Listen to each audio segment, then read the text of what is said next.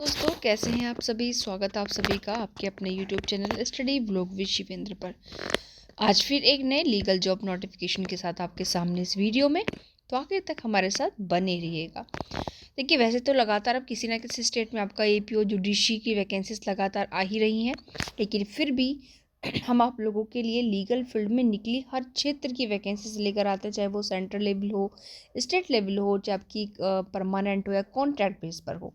ठीक है, देखिए किसी किसी नोटिफिकेशन के अंदर बहुत सारी वैकेंसीज होती है, लेकिन किसी किसी में लिमिटेड बहुत कम वैकेंसीज होती है, जो कि आप लोग जानते हो कि लॉ फील्ड के अंतर्गत आपकी बहुत ज़्यादा वैकेंसीज जो कि नहीं आती हैं। तो यहाँ पर ये एनटीपीसी के द्वारा निकाली गई वैकेंसीज हैं। आपकी वैकेंसी आपकी असिस्टेंट लॉ ऑफिसर, ठीक है, थ्रो क्लैट 2026, यानी कि क्लैट होना आप लोगों का ज़रूरी, ये भी याद रखें।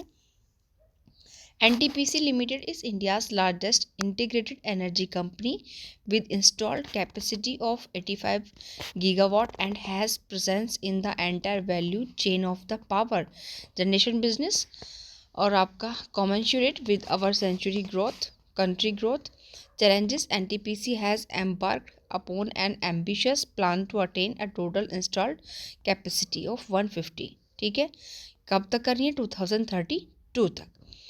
उसके बाद यहाँ पर ये आइए अब देखते हैं बारी बारी से। सबसे पहला एलिजिबिलिटी क्राइटेरिया देख लेते हैं। तो यहाँ पर बैचलर डिग्री होनी चाहिए लॉ की, चाहे 5 साल वाली हो, चाहे आपकी 3 ईयर्स वाली हो, फुल टाइम होनी चाहिए किसी भी रिकॉग्नाइज इंडियन यूनिवर्सिटी इंस्टीट्यूट से। लेकिन याद रखें कम से कम 60% होने आप लोगों के लिए ज़रूरी है।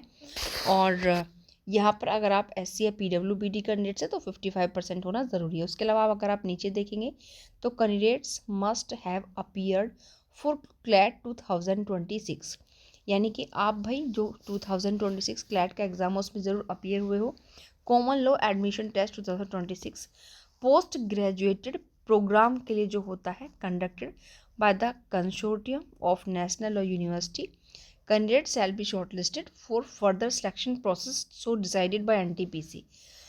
ठीक है, और साथ साथ इन्होंने कहा है कि यहाँ पर आपके जो है क्या होना चाहिए, बेस्ड ऑन क्लैट। यहाँ पर जो आपका जो आपको चुना जाएगा, शॉर्टलिस्ट किया जाएगा, वो आपका जो परफॉर्मेंस रहेगा उसके बेस पर। किसका परफॉर्मेंस? क्लैट 2026 का post graduate programme performance scores के अनुसार ही आपको क्या किया जाएगा, शॉर्टलिस्ट है जो कि यहाँ पर किया जाने वाला है। उसके पश्चात कह रही कि please note that CLAT score of any other year और score of any other examination will not be considered valid. यानी कि ऐसा नहीं कि आपने कभी और अगर क्लैट दिया हो पहले वाला, उसके स्कोर को यहाँ पर इंक्लूड नहीं किया जाएगा। ये भी बात ध्यान रखें। किसी साल का एज लिमिट जो है यहाँ पर आपकी 30 ईयर्स होने वाली है। 30 साल से अगर आप ज़्यादा तो फॉर्म फिल नहीं कर सकते। ठीक है, उसके पश्चात प्रोजेक्टेड वैकेंसीज, यानी कि कितनी वैकेंसी? टोटल 6 हैं आपकी। अनरिजर्व की 3 है, OBC की 2 हैं, SC की 1 है। ओके, और यहाँ पर देखिए जो बात कर रहे हैं, अब हम यहाँ पर अगर बात करें किसकी, कि identified type of disabilities for the post of assistant law officer. तो ये डिसेबल की कंडीशन है कि भाई कितना मांग रहे हैं यहाँ पर, कितना होना चाहिए। ओके, तो ये 40% से ज़्यादा तभी आप इस कैटेगरी में आएंगे। और रिजर्वेशन दोनों तरीके से, वर्टिकल हॉरिजॉन्टल। यहाँ पर जो स्टार्टिंग रहने वाला है पे स्केल, वो इनिशियली 30,000 रहेगा और आपका जो है 1,20,000 तक हो जाएगा। ये बाकी रिजर्वेशन रिलैक्सेशन सारी चीज़ें दे रखी हैं। रिलैक्सेशन अगर हम यहाँ पर देखें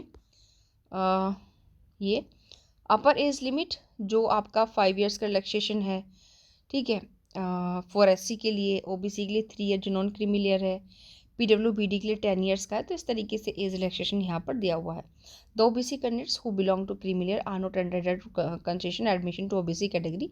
यानी कि भाई अगर आप क्रीमी लेयर की कैटेगरी में, तो आपको यहाँ पर OBC कैटेगरी का कंसेशन कुछ भी नहीं मिलेगा। याद रखिए इस चीज़ को उन्होंने पहले ही खोल दिया है।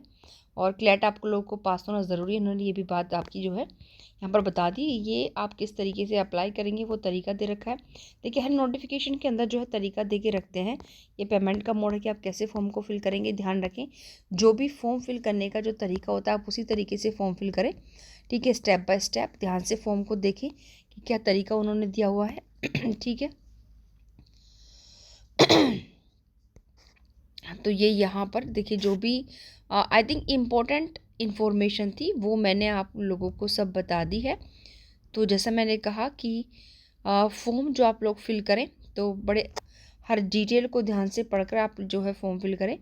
ये कुछ जनरल इन्फॉर्मेशन एंड इंस्ट्रक्शंस आपके यहाँ पर दिए हुए हैं, ठीक है। लेकिन जो एग्ज़ाम के पॉइंट ऑफ व्यू से ज़रूरी था वो मैंने बता दिया है।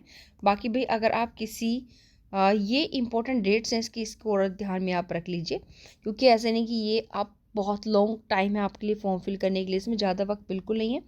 2 जनवरी से स्टार्ट हुआ था ये फॉर्म फिल होना और ये लास्ट डेट इसमें आपकी 16 जनवरी हो जाएगी, ठीक है।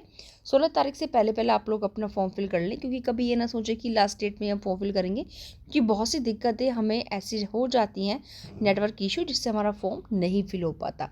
तो भाई 16 जनवरी से पहले पहले आप लोग अपना फॉर्म फिल करें, क्योंकि 6 वैकेंसी हैं और आप लोग जानते हैं लॉ के फील्ड में बहुत ज़्यादा वैकेंसीज हमारी नहीं आती है, ठीक है। तो आई होप मेरे हिसाब से जो भी महत्वपूर्ण चीज़ें थी मैंने आपको बता दी हैं। उसके अकॉर्डिंग देखिए यहाँ पर ये फ़ीस रह गई है आप लोगों की एग्जामिनेशन फ़ीस। ये candidates belonging to general EWS OBC category are required to pay non refundable application fee 500 रहेगी और बाकी को कोई फ़ीस नहीं देनी पड़ेगी, ध्यान रखें, ठीक है। यानी कि जो जनरल हैं, EWS हैं, OBC हैं, उन्हीं को क्या देनी होगी, फ़ीस है जो कि यहाँ पर देनी होगी फॉर्म फिल करने की। तो भाई आज के लिए इतना ही, मिलते हैं किसी नेक्स्ट वीडियो में नेक्स्ट लीगल नोटिफिकेशन के साथ। Thank you.